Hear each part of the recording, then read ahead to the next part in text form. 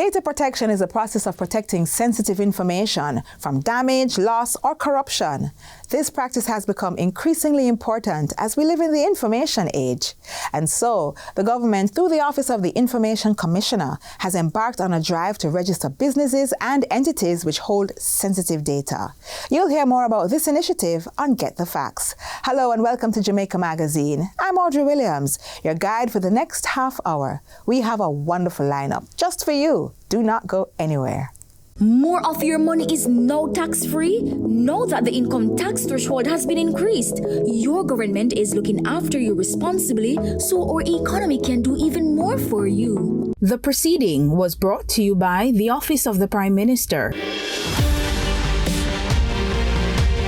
Yes, walk right over there and drop it in the bin. Reuse that wastewater from your kitchen for the garden. Get your hands dirty and plant a tree. Farmers, hold off on the pesticides, especially near our rivers. Do your part to protect our watersheds so we can preserve the source of our drinking water. Every act to protect our watersheds counts. Start now.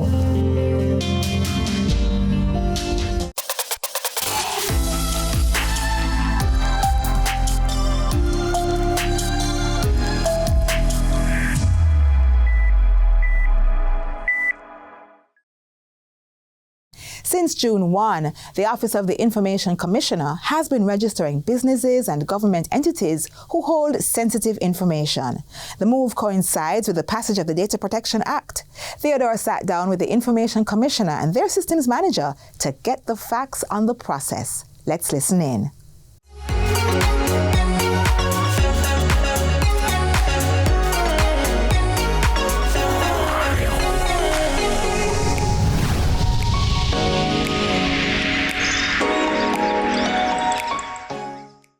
Welcome to Get the Facts, the show that gives you information on the latest topics. The Office of the Information Commissioner, OIC, commenced the registration of data controllers in several categories as of June 1st. Priorities being given to ministries, departments, and agencies within the government and other entities where data controllers have high risk when it comes to personal information. These include finance, health, education, tourism, and information and communication technology, ICT services. Speaking last month, the Minister with responsibility for information skills and digital transformation, Senator Dr. Dana Morris Dixon, stressed that the Data Protection Act applied to all businesses, notwithstanding their size. With me to discuss some key factors under the Data Protection Act is Ms. Celia Barclay, Information Commissioner, and Mr. Ronald Frew, Information Systems Manager, both in the Office of the Information Commissioner. Welcome to you both. Thanks for having us. Thank you. All right, let's jump right into getting the facts. Now, I know it's something that everybody should know about already, but just very briefly, tell us, what is the Data Protection Act? The Data Protection Act is a law that was passed in 2020 to ensure that persons' personal data in the hands of third parties is properly protected. And so it provides for certain obligations on the parts of data controllers who process that information, as well as for certain rights for data subjects to whom the information relates. Ah, I see. So I'd love to ask a little bit about that. Data controllers, once any data comes to them that can personally identify me, that qualifies them as a data controller.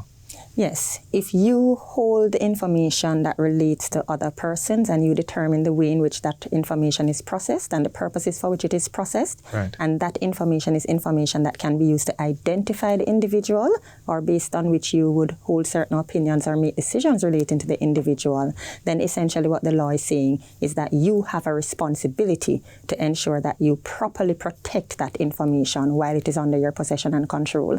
Ah, all right. Let's get some more facts. Now, stakeholders were given, last time we spoke, stakeholders were given 6 months to comply, get your data up to speed, get registered. What have you seen in terms of compliance?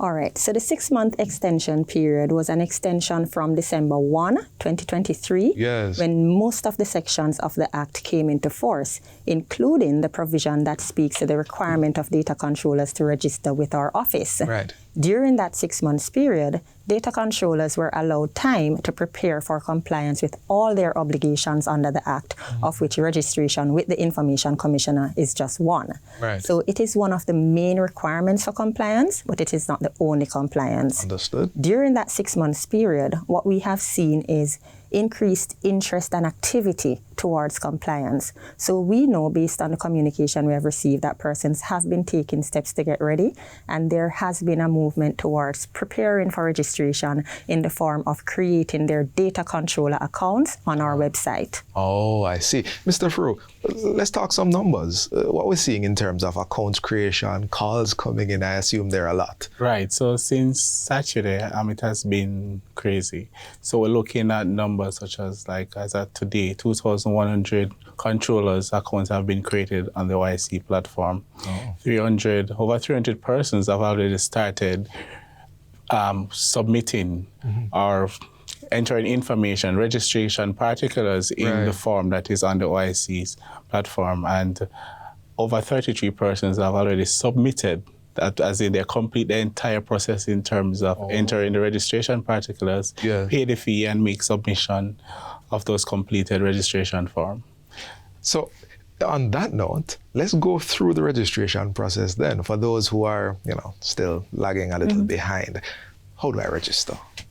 All right, so first of all, persons need to know that there's only one way and one place to register as a data controller. Oh, no. It must be done on the website of the OIC. I can't come in. Which is oic.gov.jm. We are trying to move towards a digital economy that Jamaica wants to create. Yes. And so we aim to make this process as simple and easy as possible, to have our business functions automated, and to ensure that our records are kept in electronic form. And so for that reason, it is an online application that must be made. So data controllers wishing to register, visit the OIC's website, click on the My OIC portal, and on that portal, they will first be required to create an account. Right. Once that account is created and verified by the OIC through an email, they can use the access credentials that are provided to enter back the portal and then have access to the registration form where they can input their registration particulars. Portal first, portal account first, then registration process. Yes. And it doesn't matter whether my data, the data I control, is digital or not. I'm a data controller, I need to register online. Right. Got it. Mr. Fru, I want to pull you into this one. Costs. So for companies and public authorities, the registration fee for first-time registrants, which are all the persons registering now, would be $25,000. Okay. For the sole trader, proprietor, practitioner, any individual who would also qualify as a data controller under the Act, then it is $7,500. And then for all other controllers, which are labeled as partnerships, but may operate in some other business structure, the fee is $15,000. Oh, I see.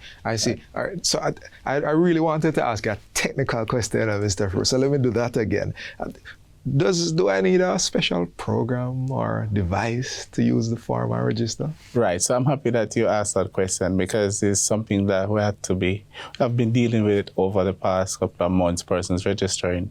Now, we understand at OIC that persons will employ the services of, say, for example, data protection practitioners who might use programs or software to gather information on behalf of the data controller. Right. However, while that is beneficial to controllers, and we understand the need to do that, in order for you to complete the registration process or to add information, registration particulars to the OIC form, you're still required to do it manual. No. So you manual in terms of you entering that information into the form using the My OIC portal. Right. No, I just want persons to bear in mind that what the information that OIC require are general information at this point about your practices, your processing activities that you need to enter in the form, which is prescribed by law that can be found in Section 16. So even though they collect information, more information that is required, there will be no integration with any third-party application with the OIC platform. So in layman's parlance, you have to type it in. You have to, you have to. And just before we go to the break, just answer me this very quickly. So for those who have to gather this information and can't complete the form in one sitting, I can save what I've done before? Yes, so we thought about that, and we're giving persons the ability 30 days to complete the application form. Okay. So during that process, you have the ability to save what you're doing in draft mode and then complete the form within 30 days. Excellent. We're going to take a break now, but please don't go anywhere. Next, we'll hear what the office is doing to assist data controllers. Soon come back.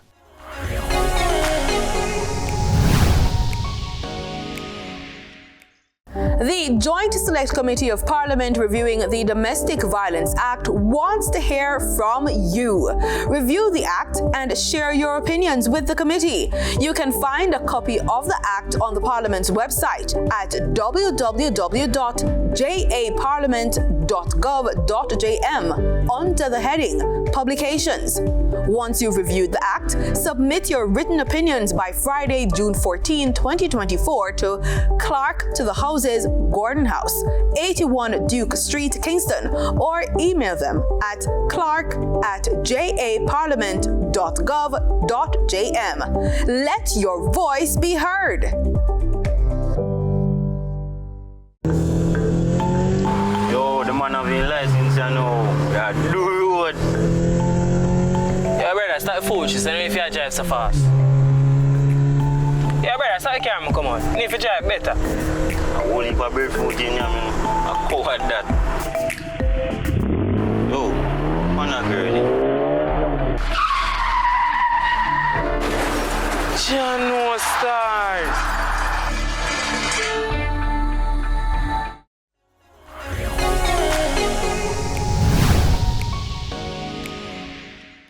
If you have a business that handles the personal information of your customers, you are a data controller. How you treat that information is pertinent, not just for your company, but also your client. And the government is making sure that it bodes well for all parties involved. We're talking about data protection, but more so, is your organization registered under the relevant law? Lady Barclay, let's jump right back into it. Now, what guidance does the office provide, businesses in terms of compliance? I'm not sure where I fall. I'm not sure what applies to me. This whole thing feels so big. Can you help? All right. So first of all, we do have communication across various platforms that will provide information to persons about what the Data Protection Act requires, what you need to do in order to comply. Right. We do provide sensitization sessions, both to groups as well as to organizations. So you'll go in to the organization? Well, we accommodate most virtually, but from time to time we do visit an organization as well to speak with them on their compliance requirements. Right. In addition to that, and specifically as it relates to registration, what we have done is to incorporate in the registration form instructions which will guide persons as to the information required to be entered. But we have also put together an information note regarding registration, which is published in our resource center on the website, where persons can get additional details as to the compliance requirement. And of course, as usual, persons can call in or email the office for guidance and directions regarding registration or compliance generally. Got you. Mr. Frew, we've been talking about the website, but we haven't actually given the URL for the website yet. Would you share that with us? Okay, so the URL for the website is www.oic.gov.jm. All right, and that's accessible on any device. Any browser. Once you have internet connection, and it's adaptable to any mobile device, your tablet, cell phone, and just any device. Right. All right. So where can I get more? You mentioned the website. Mm-hmm. Can I go to the website and get documents about the Data Protection Act, about the Act itself, compliance? Can I get that sort of resource on the website? We have actually made the Act available on the website, as well as the regulations passed under the Act, which support it.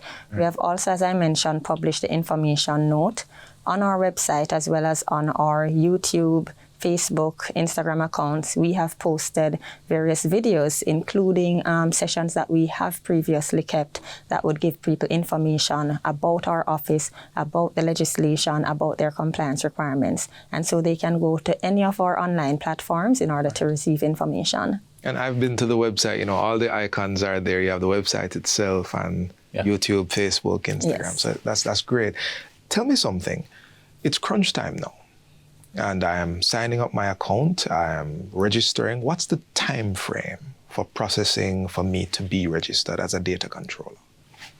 Well, as we mentioned before, the entry of the information into the system, you will have up to 30 days to do that. Once you have done that, then it's a fairly simple process for us to review the information, ensure that the application is complete. If it is that persons have uploaded supporting documents, which they're also able to do through our platform, then we may look at those documents to ensure that what they have said is uploaded is what has been provided. And provided everything is together, the validation process should be fairly short. Okay. The issue we may have is because of the volume of persons who are submitting applications, of course, the notification may take over a day for us to submit to you via email. Okay, so validation is not a lengthy process, but what happens at the end? I am now in your database as a... Yes. Do I get anything? Well, once we have completed the application process and you're approved, the first thing that persons will notice is that their registration particulars are immediately entered in the register that is maintained by the OIC and that is publicly accessible as provided by the Act. Right. We are also ultimately going to issue an e-certificate that will confirm to data controllers that they are entered in the register. But you will receive a validation email immediately upon approval. Awesome. So, and just to add to that, your My OIC portal for controller is where you see all your information in regards to your account. Okay. So that's where we'll update you with information on your My OIC portal. You'll see your submission of your registration particular that you submit through the office, and any update you'll get through your My OIC portal platform. Yeah, that's great, because to give like my clients as a data controller, if I were that confidence, hey, I'm validated. Yes. We're in the last few seconds of this interview. Our audience is watching. There are many of them who are data controllers. Do you have a final word between you both for them? Well, I'll say to the audience, compliance is a journey, and it's something that we should all take together in terms of having Jamaica as somewhere where we can say our data is protected and give stakeholders the confidence to say that we are a society, we're a digital society, but we also care about the protection of data. Right. Lady Barclay? What I would say to persons is, as we embark on this first phase of registration of controllers, we want persons to know that we have appreciated the challenges that they have in terms of getting ready for registration and also in terms of identifying data protection officers. And at this point, what we're promoting is registration. So even if it is that you do not feel that you have met every requirement for compliance under the Act, or if it is that you have not identified the perfect person for your data processing of your data protection officer, then you can still come forward and register, because you will have time both make yourself compliant as well as to amend the particulars which have been provided, because that is also allowed under the legislation. So register. Register. Thank you so much, both. We've been discussing the Data Protection Act, and with me were the Miss Celia Barclay, the Information Commissioner, and Mr. Ronald Frew, Information Systems Manager in the Office of the Information Commissioner. This has been Get the Facts, and I do hope you have a productive week. See you next time.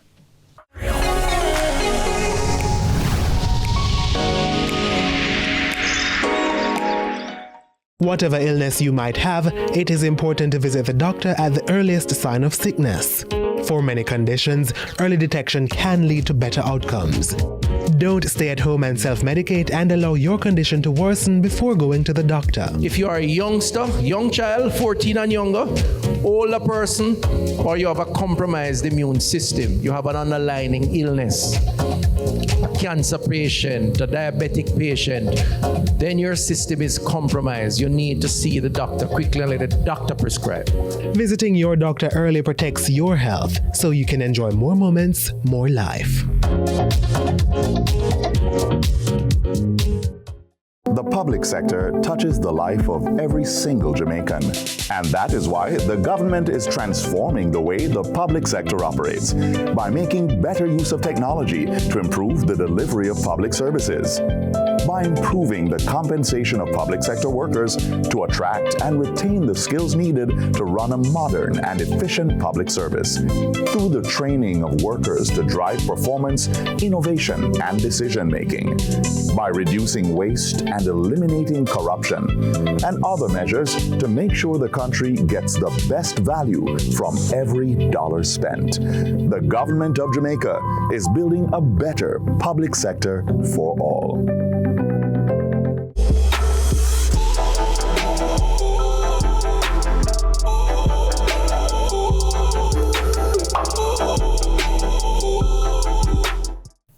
June is Disaster Preparedness Month, and so we bring you safety tips to live by should an earthquake occur.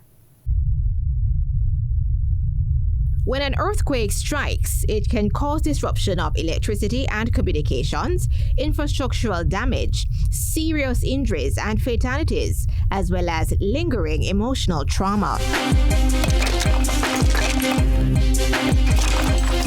Because an earthquake can strike at any time without warning, on today's program we share safety tips for you to keep in mind.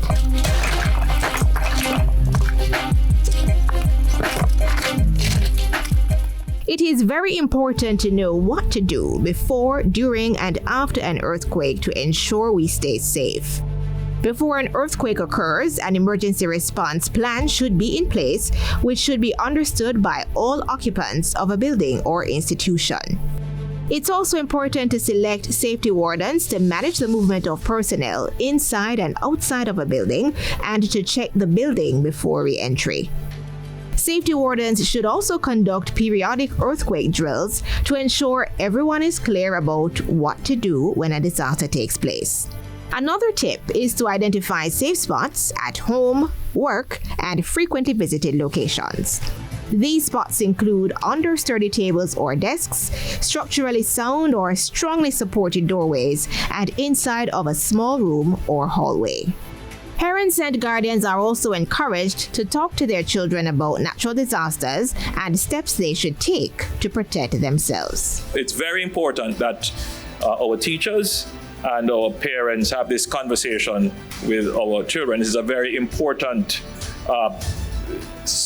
practice that we should develop in our children.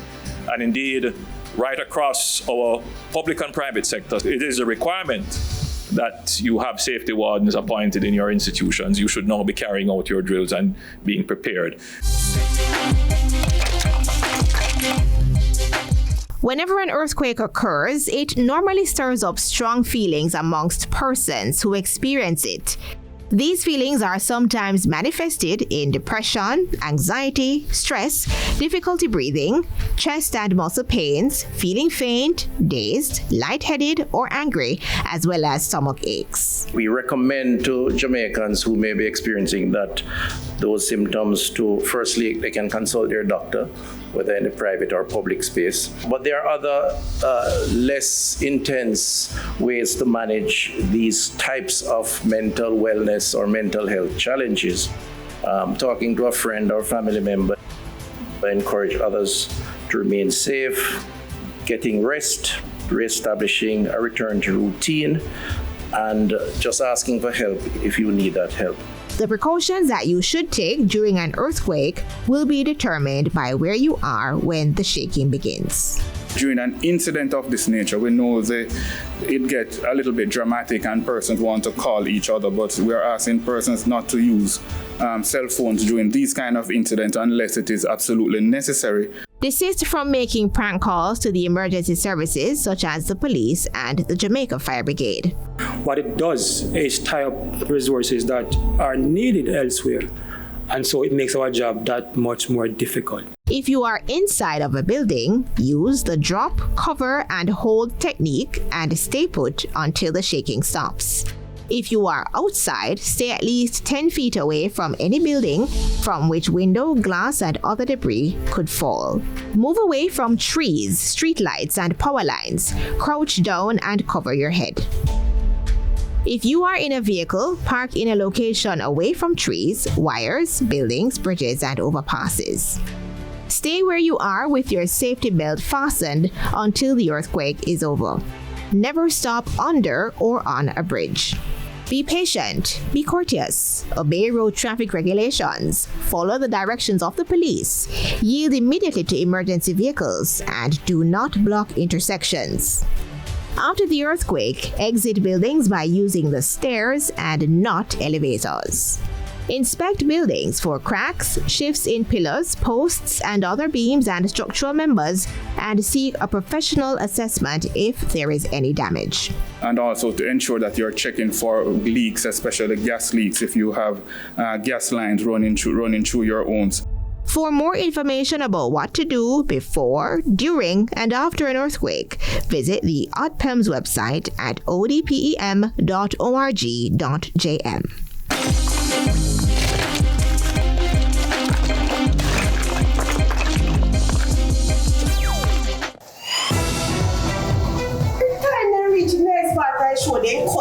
Talking about that, listen to this. ODPEM sends a message. Disaster happens. Be prepared. The municipal corporation reminds us of hurricane, earthquake, flooding, you name it, and preparedness. Mommy, we really have to take this thing seriously. Mommy, where's the emergency shelters? Samir. Primary school, churches, community centers. Know your nearest emergency shelter. Protect your family during any natural disaster. Be prepared. Visit the ODPEM website at odpem.org.jm to find the shelter listing for your parish. Know your emergency shelters.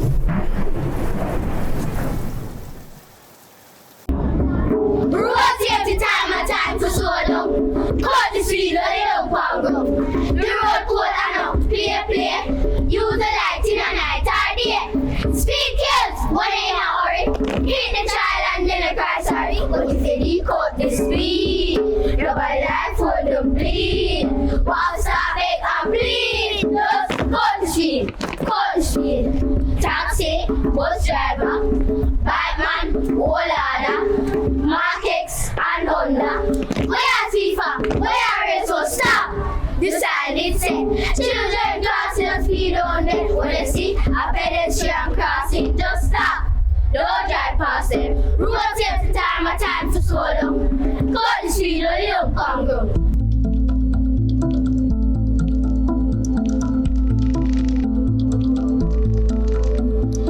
Motorists, please look out for us when we're crossing the road.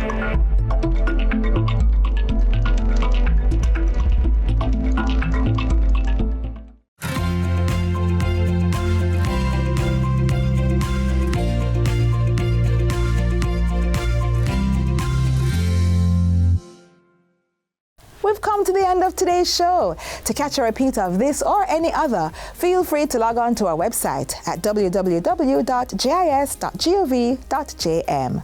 Until next time, I'm Audrey Williams. Do take care.